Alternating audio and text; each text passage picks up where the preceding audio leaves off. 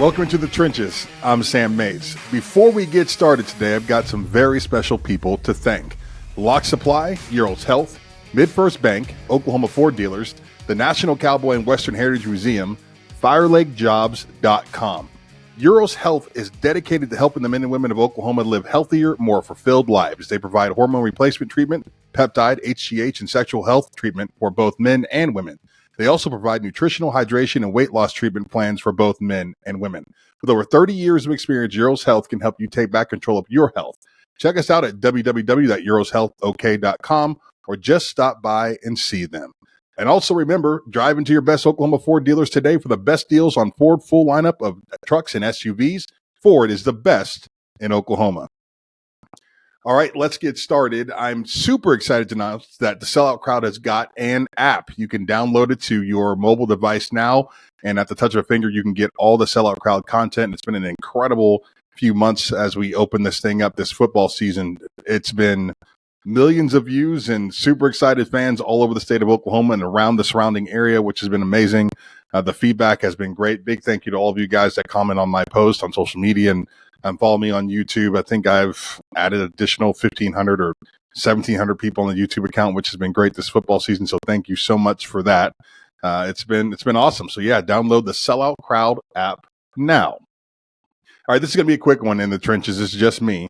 I wanted to give you my thoughts on the semifinal games. The first thing that really came to my mind was that scene from Gladiator where Maximus is in the arena and he's got his hands up in the air and he's looking around and he says, "Are you not entertained?" And I just had this image of the committee in a room together cackling as obviously all hell broke loose when they chose, Florida State to be out. Georgia didn't make the Final Four, and it's these Michigan and Washington and Texas and Alabama, and people are furious, right? How dare they? And the reality of the situation is, and I hate to say this as a former football player, I hate to say it.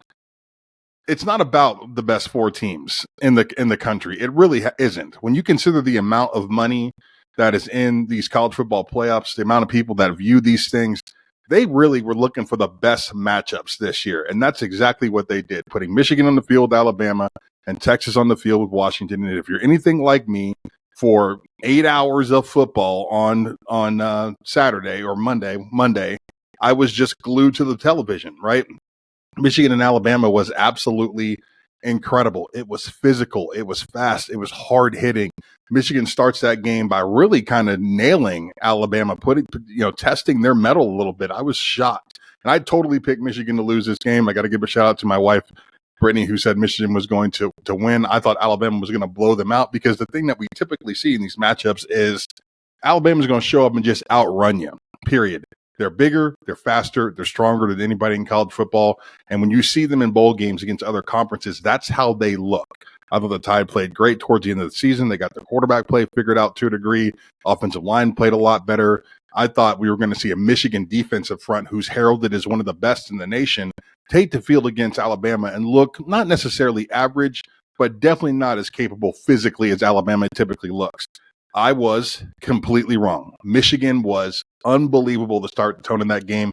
I want to say it was 5 sacks in the first half of that game. They really just beat the hell out of the Alabama offensive line. It wasn't even like it was a whole bunch of special, twists and turns. And I mean, they sent some pressure every once in a while, but it was a lot of one-on-one beatdown of the Tide that really kind of put them in the position that they were in. Now, you got to give, great teams make adjustment at halftime, and I thought Alabama did exactly that. You saw a much more capable Alabama team in the second half. The game obviously goes into overtime, and it's one of those things where you're thinking, well, I mean, how much better could it possibly be? At the end of the day, Michigan finds a way to win this game, and honestly, they deserved it. I thought, but down the stretch, they really were the better team, and they were the more physical team, the tougher team. And when you're put in a position where you're going to get in a fist fight with a team like Alabama, you've got to throw haymakers, and that's exactly what Michigan did. I don't think that the coaching matchup was too Harbaugh's a great coach, no doubt, but Saban is a legend. And I thought those two looked great against each other in this game. I'm sure there's a bunch of respect from sideline to sideline there, as those are two great coaches getting after it. But Michigan finds a way to get it done. And once again, the committee somewhere looking around saying, are you not entertained? Texas gets started against Washington, and the first thing that sticks out to me is the Penix kid is unbelievable. I mean, he threw a bunch of NFL balls on Monday. Passes that I didn't think he should have even attempted. I thought Texas did a great job in the secondary at times in that game, but he just put the ball where only his guys could get. He's got a couple of first-round receivers out there that really shined. I thought their offensive line was great. They kept him protected against a Texas defensive front that's pretty darn good.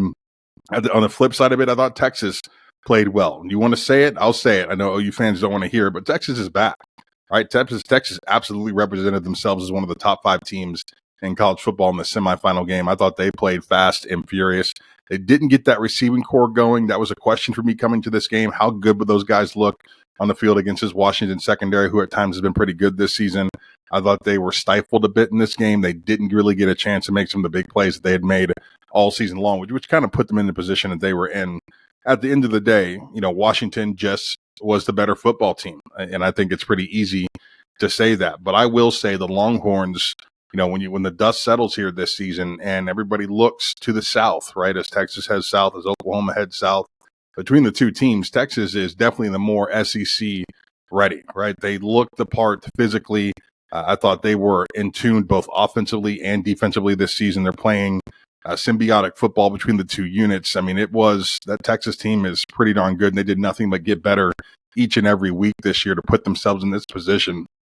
Sark, hanging his head low as he left the field, and I thought, he wanted that bad, and obviously everybody on the field did, but you can just tell. I mean, that guy thinks he's got a winner. They believe in him. He believes in his football team, and to be completely honest, I didn't think Sarkisian was going to be the guy at Texas. I didn't think he was going to work out.